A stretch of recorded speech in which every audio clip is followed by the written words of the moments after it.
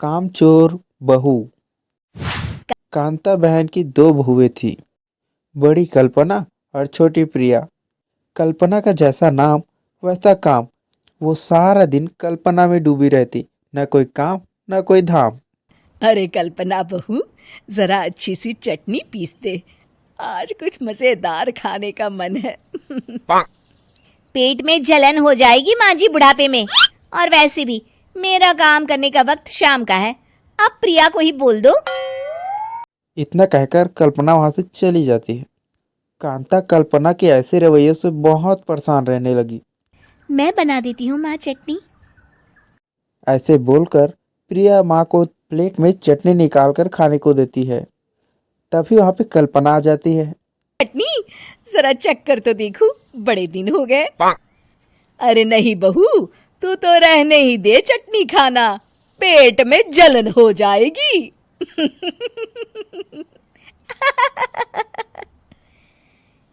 इतना कहकर कांता और प्रिया दोनों हंसने लगते हैं। कल्पना सारा दिन मोबाइल में यूट्यूब देखती या तो दिन भर सोती रहती। उसका कमरा भी बिखरा और गंदा रहता। एक दिन कल्पना के पति अशोक उसे कहता है, अरे कल्पना, जानवर भी उस जगह को साफ कर लेता है जहां वो बैठता है। तुम तो इंसान हो, कैसे इतने गंदे कमरे में रह लेती हो? देखो, सारा सामान यहाँ वहां बिखरा पड़ा है। ज्यादा अपनी माँ का बोल ना बोलो। हाँ, कमरा तुम्हारा भी तो है, गंदा लग रहा है तो साफ कर लो। पता नहीं तुम्हारे साथ मैं कैसे जिंदगी बिताऊंगा। इतना कहकर अशोक वहां से चला जाता है। कल्पना बस खाना खाने कमरे से बाहर आती और फिर कमरे में चली जाती। इससे कांता बहन बहुत परेशान रहती। एक दिन प्रिया कांता से कहती है, माँ, मैं सारा दिन काम करके थक जाती हूँ। आप कल्पना दीदी से कहिए ना कि सुबह और शाम का काम बांट ले। मैं तो अब सिर्फ एक वक्त का ही काम करूँगी। हाँ। अरे तू वो भी ना करना, एक बहू तो कामचोर थी ही, दूसरी भी आ गई काम ना करने के बहाने लेकर। तभी वहां प्रिया का पति रमेश आ जाता है। माँ, मैं देख रहा हूँ भाभी कोई काम नहीं करती। प्रिया सारा दिन घर और रसोई का काम करती है, अब कुछ करो ना माँ। कांता मन में कुछ सोचती है और कल्पना के पास जाती है। कल्पना फोन पर मेकअप करना देख रही होती है। कल्पना, तुम सारा दिन बस मोबाइल देखती हो, घर का कोई काम भी कर लिया करो। प्रिया सारा दिन काम करके थक जाती है। आज से मैंने फैसला किया है, एक वक्त का काम तुम करोगी। सुबह का खाना तुम बनाओगी और रात का प्रिया। आप लोगों ने काम को हव्वा बना रखा है। अरे पता नहीं थोड़ा सा ज्यादा काम करने में आप लोग घबरा क्यों जाते हैं। और हाँ, बहुत ज्यादा प्रिया की तारीफ मत करिए मेरे सामने। बड़ी बहू तो मैं ही रहूंगी। मैं कुछ नहीं जानती। कल सुबह मुझे वक्त से खाना चाहिए। रसोई में आ जाना, वरना कल से तुझे खाना नहीं मिलेगा।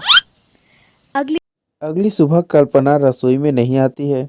वो देर से सोकर उठती है और बाहर आकर कहती है, अरे भूख लगी है, आज खाने में क्या है? इतनी देर हो गई, आज किसी ने मुझे उठाया भी नहीं। पता नहीं कहाँ है सब। कल्पना को घर में कोई नहीं दिखता। वो रसोई की तरफ जाती है और क्या देखती है कि बड़ा सा ताला दरवाजे पे लगा है। अरे रसोई में ताला! ओ, मैं तो भूल ही गई थी। माँ ने आज से सुबह का खाना मुझे बनाने को कहा था। हे भगवान, इतने लोगों का खाना बनाना क्या आसान है? तभी घर के बाकी लोग बाहर से घर में आते हैं। वाह माँ जी, मजा आ गया छोले भटूरे खाकर। मेरे मुंह में तो अभी भी स्वाद आ रहा है। अरे कल्पना, तेरे भरोसे रहते तो हम तो भूखे ही रह जाते। कल्पना को बहुत गुस्सा आ जाता है। अब बहुत हो गया, आज से मैं अपनी रसोई अलग कर रही हूँ। मैं अपना खाना खुद बना लिया करूंगी। कल्पना अपनी रसोई अलग कर लेती है, पर उसके देर से उठने की और काम न करने की आदत की वजह से वो भूखी ही रह जाती और घर के बाकी लोग उसी के सामने अच्छे अच्छे पकवान खाते। वहीं पर कामचोर कल्पना को जैसे तैसे कुछ भी बनाकर खाना पड़ता था। एक दिन तो हद ही हो गई। माँ, दीदी आज सुबह से कमरे से बाहर नहीं निकली। हमें जाकर देखना चाहिए। सो रही होगी कामचोर कहीं की। पर तुम कहती हो तो चलो देख लेते हैं उसे। कल्पना अपने कमरे में पेट पकड़कर बैठी हुई होती है। ओए, मेरा दर्द पेट दर्द के मारे मर रही हूँ मैं।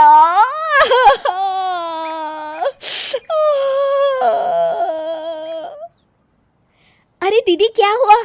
पेट में दर्द क्यों हो रहा है? डॉक्टर को दिखाया आपने? माँ, कल्पना खड़ी होती है और माँ जी के पास आती है। मुझे माफ कर दीजिए। अब से मैं सारे काम में मदद करूंगी। कभी आलस और काम चोरी नहीं करूंगी। हाँ हाँ, वो तो ठीक है, लेकिन अचानक क्या हो गया जो तू काम करने को तैयार हो गई? कामचोर कल्पना। माँ, लगातार बासी और उल्टा पुल्टा खाना खाने के कारण मेरे पेट में इन्फेक्शन हो गया है। काम न करना पड़े इसलिए मैं 2 दिन का खाना एक दिन ही बना लेती थी। बासी और खराब खाना खाने के कारण लेने के देने पड़ गए। पेट में दर्द हो रहा है। चलो अच्छा हुआ, देर आए दुरुस्त आए।